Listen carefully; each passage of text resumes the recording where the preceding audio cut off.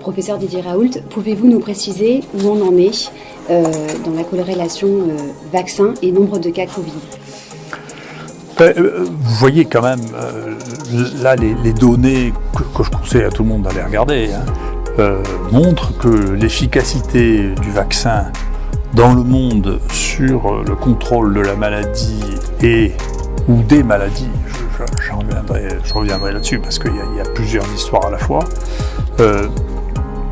n'est pas convaincant en dépit du fait que, vous voyez, on a fait près de 10 milliards de doses et qu'il y a plus de cas que jamais.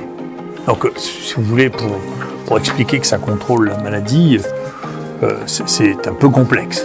Et d'ailleurs, est arrivé, alors bien sûr, on a la même chose en France, vous voyez, en France, pareil, donc on n'arrête pas de vacciner, et puis il y a de plus en plus de cas, et les malheureux en Israël, qui étaient, tout le monde disait, écoutez, c'est l'exemple, le meilleur exemple au monde de la vaccination, vous voyez, ils en sont à la 4e vaccination, ils ont un pic, ils n'ont jamais eu autant de cas, plus que les cas qu'ils ont eu dans les 28 derniers jours, c'est 435 000 cas sur 1,7 million en tout.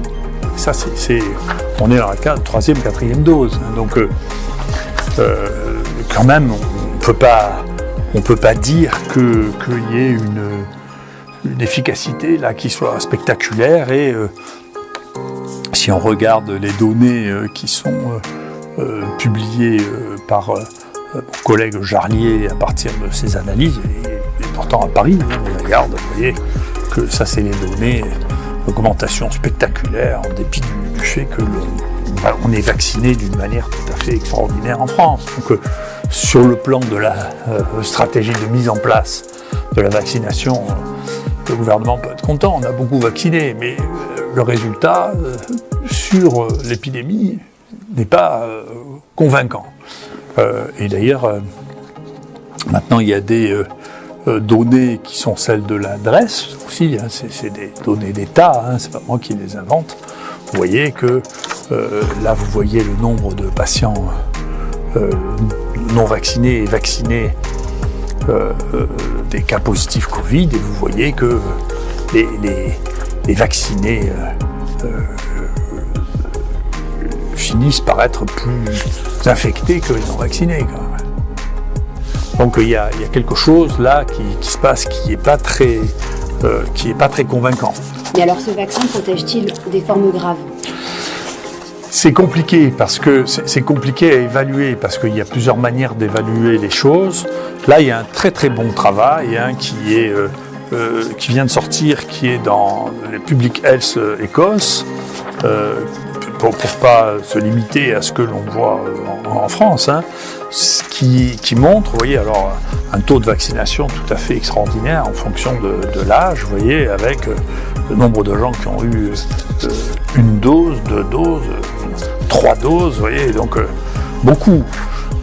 Et dedans, ils font une analyse non pas, qui est une analyse qui est assez intéressante, qui est une analyse du risque relatif pour 100 000 personnes.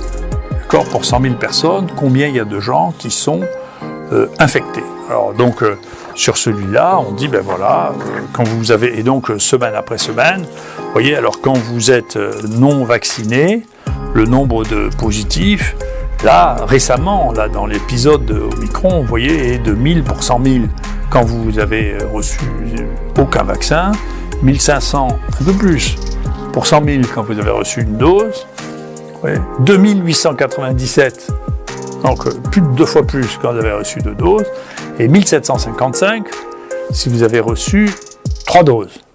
Donc si vous voulez, déjà sur le nombre de cas, eux, dans leur étude épidémiologique, ils montrent que la protection vis-à-vis des cas est relativement modeste.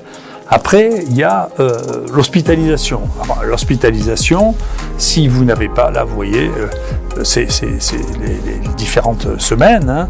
Donc, vous voyez que pour pas de vaccination, vous avez aux alentours de 60. Une dose, vous avez aux alentours de 60. 2 doses, vous avez maintenant 130 dans la dernière. Et puis, 3 doses, 14,82. Alors, il y a moins de doses 14,82, on va voir pourquoi.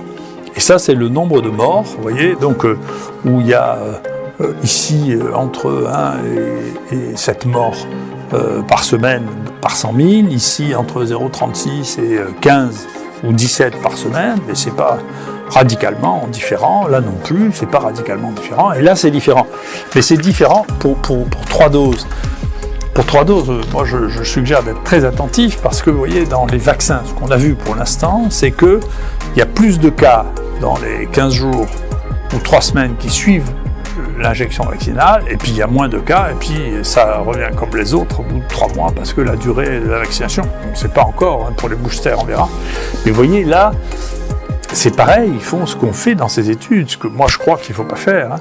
Ils enlèvent les cas qui surviennent dans les 15 jours ou dans les 3 semaines pour le premier, et dans les 15 jours pour le troisième booster. Ce qui veut dire que les gens qui viennent d'avoir un troisième booster dans les 15 jours se retrouvent dans 2 doses au lieu de 3 doses.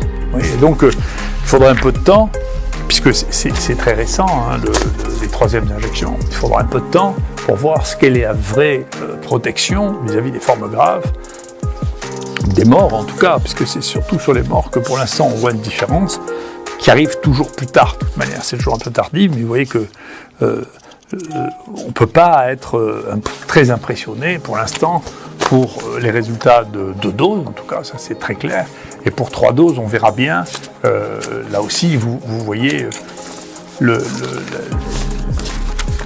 marketing de ces vaccins disait qu'il y avait 99% de protection quand même. C'est pas raisonnable. Ça veut dire qu'on a sauté un certain nombre d'étapes qui ne nous ont pas permis de voir un certain nombre de choses, et que donc si on croit vraiment exactement tout ce que disent les gens qui mettent les choses sur le marché, si vous voulez, alors qu'une des parties n'est pas disponible pour analyse, eh bien, on a de mauvaises surprises.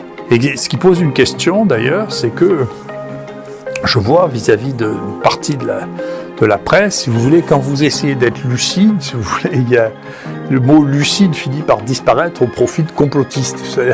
Si vous êtes lucide, alors c'est que vous êtes complotiste. Mais on a le droit de ne pas croire au Père Noël, hein. C'est pas obligé de croire au Père Noël. Donc moi je le regrette, sinon j'aurais des cadeaux surprises à Noël, j'en ai pas.